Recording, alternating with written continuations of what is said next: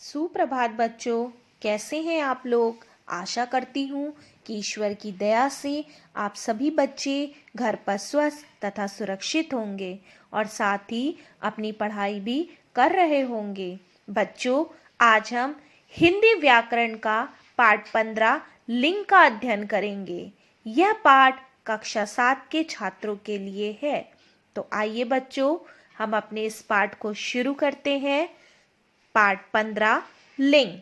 बच्चों, मैं आपके सामने कुछ वाक्यों को पढ़ूंगी और आप ध्यान से सुनेंगे। पहला, लड़का पढ़ रहा है, लड़की खेल रही है, मोर नाच रहा है, मोरनी दाना चुग रही है।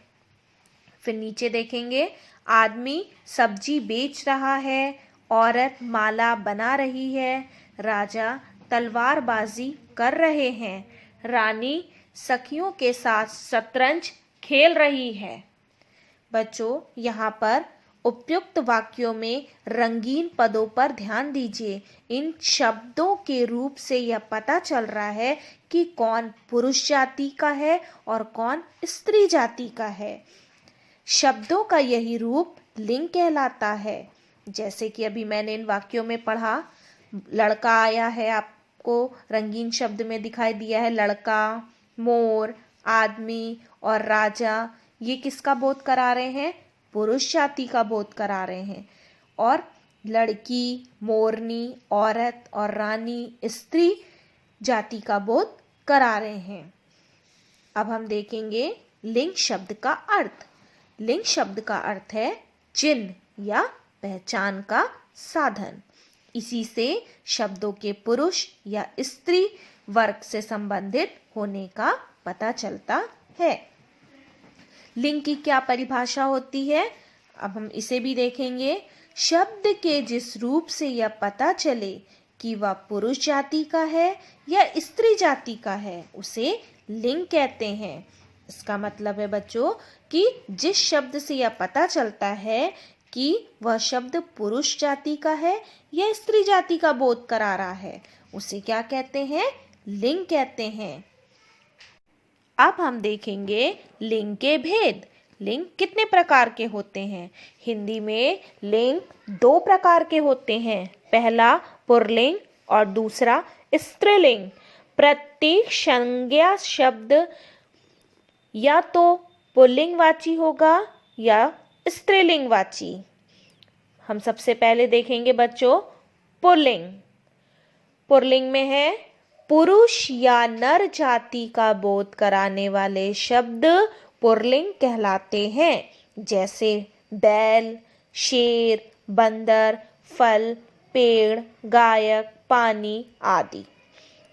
अब हम देखेंगे पुल्लिंग शब्दों की पहचान। निम्नलिखित वर्गों के शब्द प्रायः पुल्लिंग के रूप में प्रयुक्त होते हैं, जिसमें दिनों के नाम जैसे सोमवार, मंगलवार, बुधवार, फिर महीनों के नाम आषाढ़, श्रावण, कार्तिक, पौष, फागुन, ये सब आते हैं आदि। फिर हम देखेंगे ग्रहों के नाम। ग्रहों के नाम में शनि, चंद्र, ध्रुव, बृहस्पति आदि।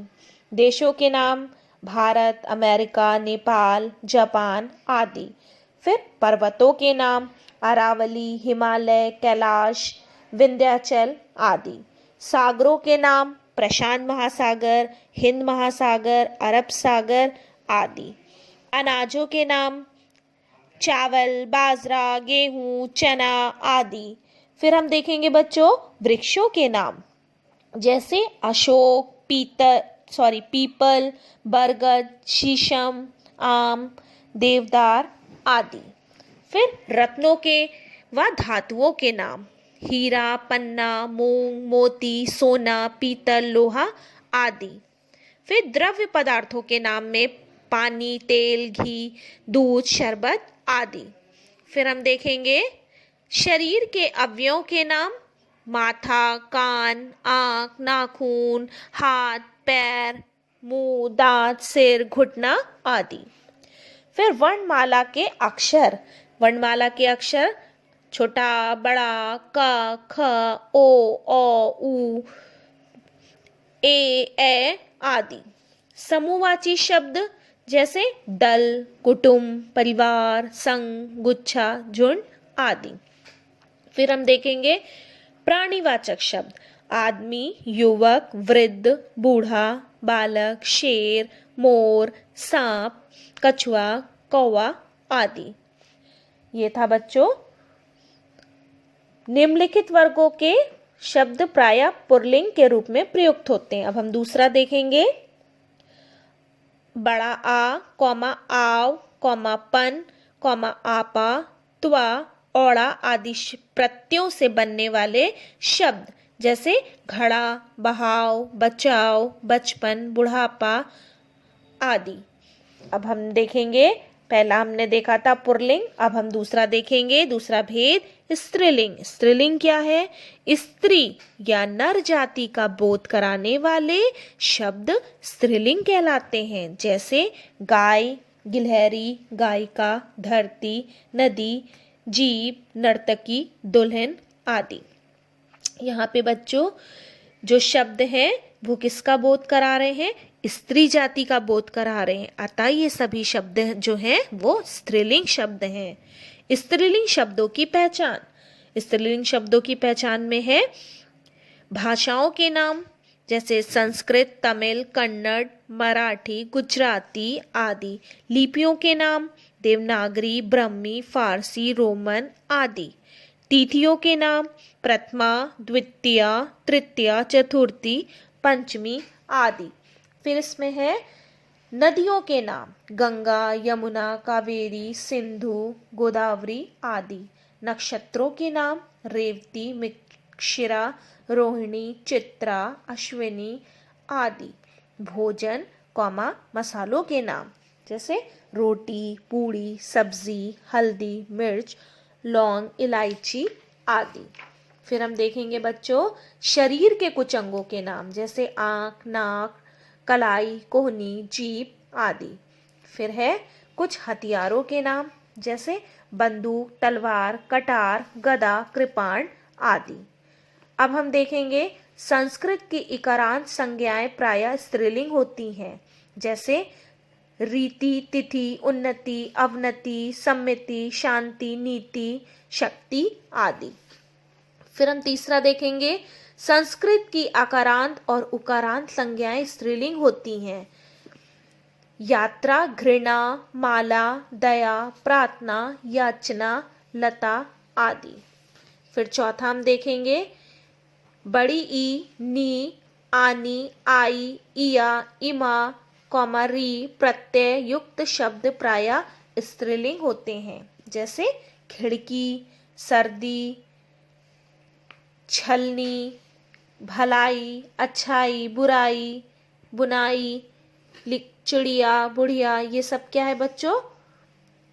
आदि बहुत से शब्द हैं जो क्या है ई, नी, आनी, आई, इमा, री प्रत्यय से जुड़ करके बने हैं। ये सब क्या है? स्त्रीलिंग शब्द हैं। अब हम देखेंगे पुल्लिंग से स्त्रीलिंग बनाने के नियम।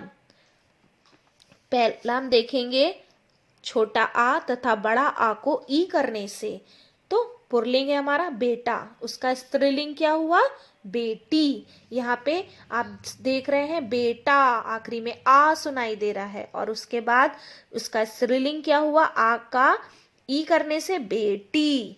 फिर नर का नारी। फिर हम देखेंगे बकरा का बकरी, चाचा का चाची। फिर हम दूसरा देखेंगे आ तथा बड़ा आ को इया करने से, जैसे पुल्लिंग है बंदर, बंदर का बंदरिया। फिर चिड़ा का चिड़िया। फिर हम तीसरा देखेंगे आनी जोड़ने से, पुल्लिंग है देवर, उसका स्त्रीलिंग होगा देवरानी। नौकर है पुल्लिंग तो उसका स्त्रीलिंग होगा नौकरानी। फिर हम देखेंगे चौथा इन या आइन जोड़ने से, तो पुल्लिंग है हमारा पंडित, उसका स्त्रीलिंग होगा पंडिताइन। फिर माली, माली का मालिन। फिर हम देखेंगे बच्चों पांचवा नी जोड़ने से, मोर हमारा पुल्लिंग है, उसका मोर का स्त्रीलिंग होगा मोरनी।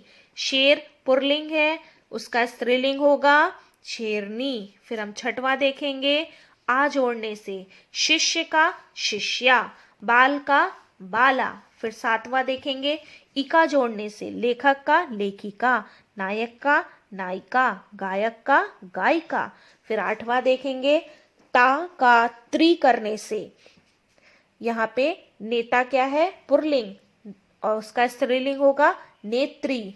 फिर अभिनेता, अभिनेता का अभिनेत्री।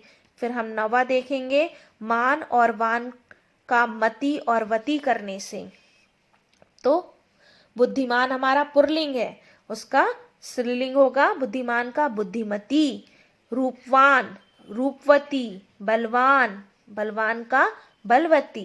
फिर हम 10वां देखेंगे इन्हीं जोड़ने से, स्वामी, स्वामी हमारा पुरलिंग है, उसका स्त्रीलिंग होगा स्वामिनी।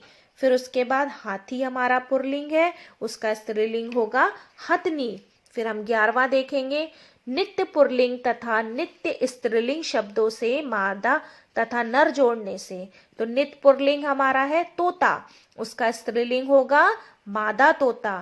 फिर नित्य पुरलिंग है कछुआ, उसका स्त्रीलिंग होगा मादा कछुआ। फिर हम देखेंगे मछली, नित्य स्त्रीलिंग, और फिर अभी हमने देखा था नित्य पुरलिंग से स्त्रीलिंग बनाना, अब नित्य स्त्रीलिंग से पुरलिंग बनाना। तो कोयल हमारा क्या है नित्य स्त्रीलिंग और उसका पुरलिंग होगा नर कोयल। मछली नित्य स्त्रीलिंग है, उसका पुरलिंग होगा नर मछली। अब हम आखिरी देखेंगे 12वां, पूर्ण रूप से परिवर्तित होने वाले, आदमी क्या है हमारा पुरलिंग और उसका आदमी का स्त्रीलिंग होगा औरत। वर का वधू, राजा का रानी, पति का पत्नी, और फिर ससुर का सास, पिता का माता। तो बच्चों अब एक बार फिर से हम इस पाठ को के कुछ प्रमुख बिंदुओं को देखेंगे जो इस पाठ में हमने सीखा। सबसे पहले लिंग शब्द का वह रूप है जिससे उसके स्त्री या पुरुष जाति के होने का पता चलता है। हिंदी में लिंग के 2 भेद हैं, पहला पुरलिंग और दूसरा स्त्रीलिंग। फिर तीसरा है जो शब्द दोनों लिंगों में समान रूप से प्रयुक्त होते हैं उन्हें उभयलिंगी कहते हैं। फिर चौथा है पुरलिंग शब्दों में स्त्रीवाची प्रत्यय लगाकर स्त्रीलिंग में बदला जा सकता है। कुछ शब्द सदैव स्त्रीलिंग या सदैव पुरलिंग होते हैं। फिर आखिरी है अप्राणीवाचक शब्दों में लिंग की पहचान वाक्य में उसके साथ लगने वाली क्रिया या विशेषण के रूप से होती है। तो आशा करती हूँ बच्चों कि मैंने आपको आज का ये पाठ पढ़ाया आप सभी बच्चों को समझ में आ गया होगा। अब इसी पाठ से संबंधित सभी कार्य आपके विद्यालय की वेबसाइट पर उपलब्ध है। धन्यवाद।